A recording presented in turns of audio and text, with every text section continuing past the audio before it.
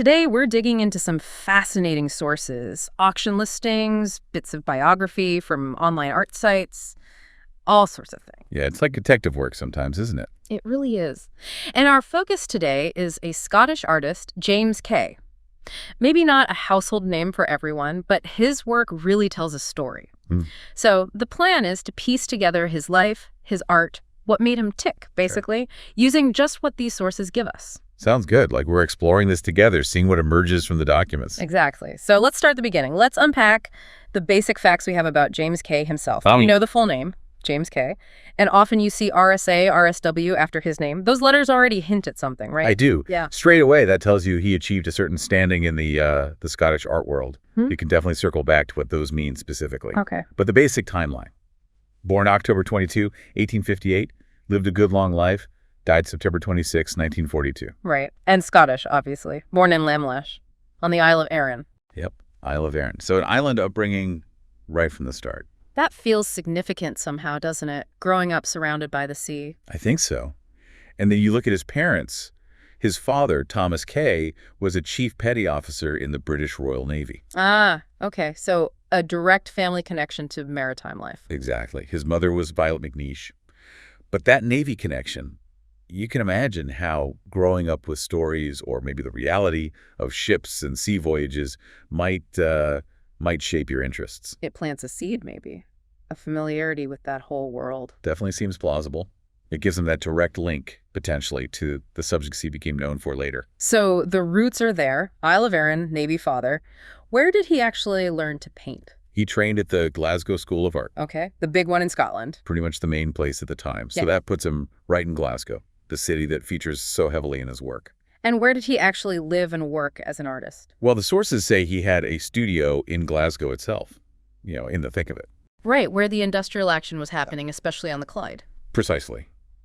But interestingly, he lived outside the city at a place called Portincapel, which is on Loch Long. Loch Long, so that's Argyll and Bute. Beautiful area. Stunning. So he had this kind of dual existence, didn't he? The bustling city studio, but then home was by this scenic sea loch. That contrast is interesting. Maybe it fed into the range of his work. It seems very likely. He's positioned to see both the industrial might of Glasgow and the natural beauty of the West Coast. Makes sense.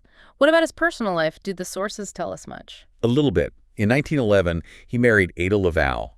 She was from Mauritius, interestingly. Oh, okay. And they had a daughter, Violet McNeish Kay, born in 1914. And she actually became an artist, too. Really? Following in his footsteps? Yeah. She lived until 1971, so art ran in the family, it seems. Okay, so we have this picture emerging. Island roots, Navy connection, Glasgow training, living between the city buzz and the loch's calm family life with an artistic daughter.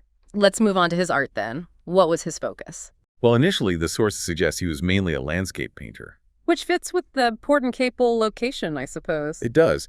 But what he really became famous for, what the sources emphasize, are his paintings of the River Clyde.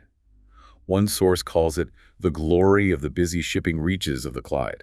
That's quite a phrase, the glory. It wasn't just docks and ships. It was something more. It captures that sense of power and importance, doesn't it? The Clyde was this incredible engine of industry and shipbuilding then. Absolutely crucial to Glasgow, to Scotland, to the whole empire, really. So painting that was like painting the industrial heartland. Exactly. And his style seems to have been perfect for it. The sources described his work as having great originality. And crucially, they mentioned he was influenced by Impressionism, which was emerging in the 1880s. Ah, Impressionism. So not just detailed recording, but capturing light, atmosphere, movement. Precisely. Think about a busy port. It's never static, is it? There's smoke, steam, reflections on the water, constant movement. Yeah, the light changes constantly. And Impressionism, with its focus on capturing those fleeting effects, those moments, it's kind of the ideal language for that subject matter. It lets you convey the energy, the whole sensory experience. Right. Not just what it looked like, what it felt like. You got it. It allowed for that originality the sources mentioned. Yeah. Moving beyond just straightforward depiction. And looking at the titles from some of these auction listings, you really see that Clyde focus, don't you? Oh, yeah. Things like shipping and tugboats on the Clyde, very direct. And specific Glasgow locations, too. Trongate, Port Glasgow. And other Clyde spots like Holy Loch and Lunderston Bay, places he would have known well living nearby. But you mentioned he started as a landscape artist, and it seems he didn't completely abandon that. No, definitely not. The sources also list works like autumn forest stream, winter forest stream, pure landscapes. So that connection to the nature around Port and Couple probably remains strong. Seems so. He clearly had that versatility. And then there's the travel aspect. It wasn't just Scotland, was it? The sources list works from much further afield. That's another fascinating layer. We see coastal scenes from places like the Normandy coast, Rouen Pier, but also proper international cityscapes. Like Paris. Definitely Paris, with several mentions. Boulevard Saint-Martin, the National Assembly, Madeleine et Royal, even just sunny Paris, and La Place Gambetta, Le Havre. Wow. And not just France. No, there's a flower market, Copenhagen, Denmark. A street market could be anywhere, I suppose, and Mallorca, even Exeter Cathedral Sunday morning. Okay, that's a surprisingly broad range, from the Clyde shipyards to sunny Mallorca and Danish flower markets. It really is. It suggests he traveled a fair bit, or was perhaps working from very detailed sketches or photographs sometimes. The sources don't specify how he captured these. But what it shows is that he applied that same artistic sensibility, that Impressionist-influenced style, to all these different places. That's what it looks like. Capturing the atmosphere, the light, the life of the scene, whether it's industrial Glasgow or Parisian Boulevard, it broadens our picture of him considerably. He wasn't just the painter of the Clyde. Right. He had this core subject, but also this curiosity about the wider world. Okay, so he develops this original style, tackles these diverse subjects. How was his work received at the time? Was he successful? Oh, very much so, according to these sources. His career really took off from the late 1880s onwards, and he gained significant recognition. And importantly, not just in Scotland. Okay. This is where it gets really interesting, seeing how his work traveled. Absolutely. The sources point to some key moments.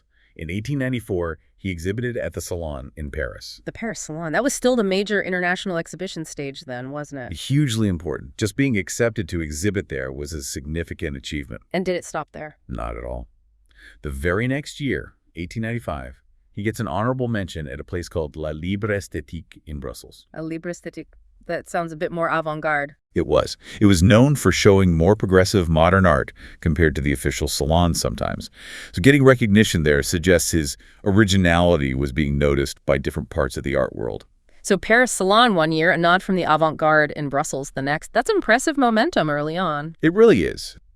And it continues into the new century. 1903 seems to have been a banner year. Oh, yeah. What happened then? Two things mentioned.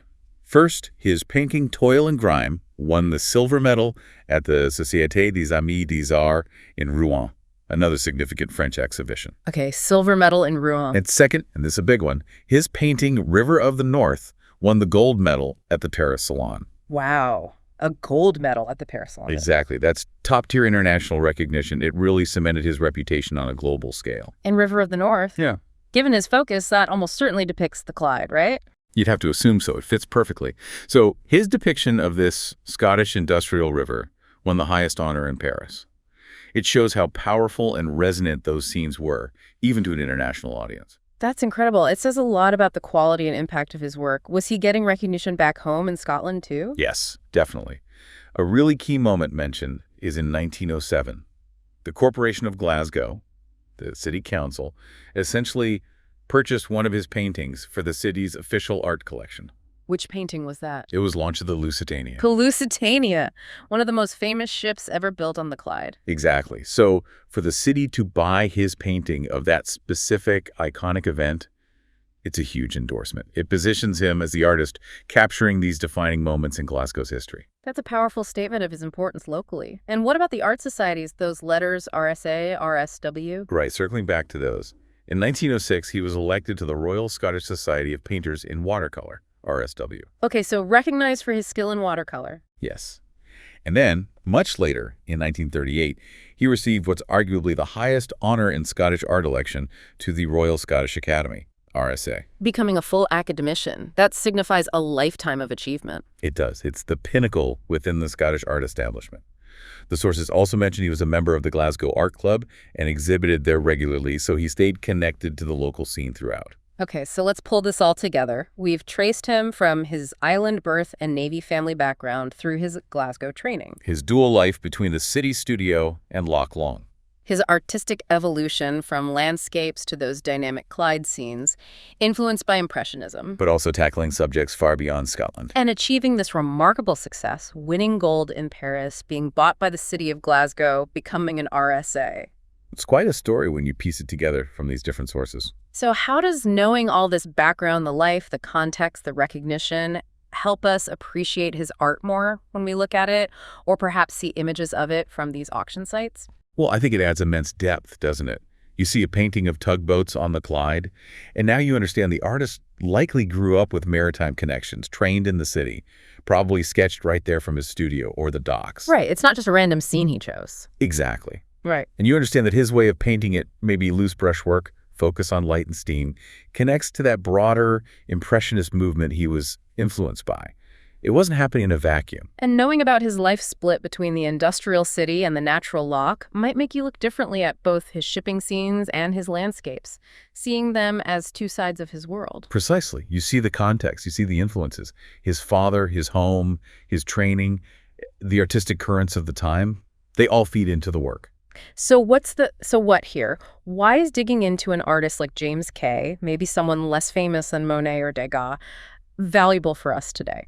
I think there are a few reasons. Firstly, his work is a fantastic window into a specific time and place, industrial Scotland at its height, the beauty of the lochs, its visual history in a way. Capturing a world that's partly gone now. Yes. And it also shows how major art movements like Impressionism played out far beyond their origins in France, how they were adapted and used by artists in different contexts. And his personal story, achieving that international success while focused on often very local subjects, that's interesting too. It shows it was possible. It does. It illustrates that journey, that trajectory of recognition. So when you, as someone interested in art, look at sources like auction listings or brief bios, you're not just getting isolated facts. You're finding clues. Exactly. Clues to build that bigger picture. The person, their world, their influences, their impact. You start to see the narrative woven through these details. So what does this all mean then when we step back and look at James Kay through the lens of these sources? Well, I think a key takeaway is how interconnected the art world was, even then. Here's a Scottish artist, deeply rooted in depicting the Clyde, who wins major awards in Paris and Brussels. Right. His local resonated internationally. It did. And that success, alongside things like the Glasgow Corporation buying the Lusitania painting, highlights how artistic reputation was built, both at home and abroad.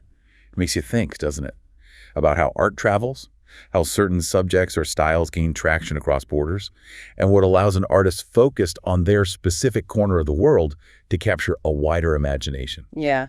What makes a particular vision universal, even when the subject is very specific? Exactly. Something to consider whenever you encounter an artist whose work seems tied to one place, but achieved fame far beyond it. What was it about Kay's view of the Clyde, or his forest dreams, or even his glimpses of Paris that connected with people? That's maybe the question these sources leave us with. A fascinating question to ponder. James Kay more than just ships on the Clyde. Definitely much more.